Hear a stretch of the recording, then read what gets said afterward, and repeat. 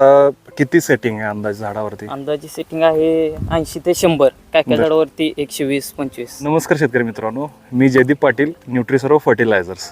आपण आज आहोत गादेगावमध्ये. माझ्या मागं जो हा प्लॉट बघताय हा डाळिंबाचा प्लॉट आहे आणि ह्याचा आत्ता जर बघितलं आपण तर साधारणपणे 80 ते 100पर्यंत सेटिंग आहे.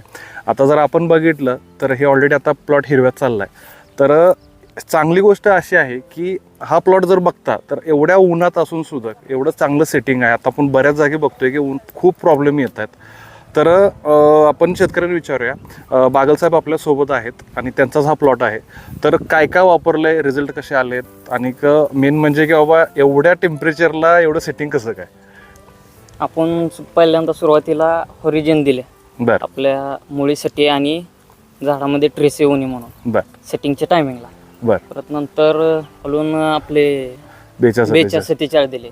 बरं परत नंतर साठी फुलराणी आणि आणि हात घेतला. बरं बरं. आता मेन म्हणजे आता किती सेटिंग आहे अंदाज झाडावरती? अंदाजे सेटिंग आहे 80 ते 100, काय काय झाडावरती 120-25. ओके, चांगलं आहे. आणि सगळ्यात मेन गोष्ट अशी आहे की आता जर बघितलं तर मी व्हिडिओ पण ह्याच्यात पोस्ट करतो की त्या व्हिडिओ जर बघितलं तुम्ही तर जवळजवळ सगळा माल एकसारखा आहे, व्हेरिएशन कमी आहे. म्हणजे मागं पुढं जो आपलं सेटिंग होतो तो इथं प्रॉब्लेम जाणवलेला नाही आहे. वन टाईम आपण ह्याला खालून हॉरिझॉन आणि 47 दिलं होतं, त्याच्यानंतर फुलराणी, त्यानंतर आपलं 0946 वापरलं होतं. ह्यामध्ये 0946 जो पण वॉटरशूट येते तो वॉटरशूटला कंट्रोल राहतो. आणि आता फुगवणीसाठी आपण ह्याला 48-47 आणि रुबीराईज देतोय.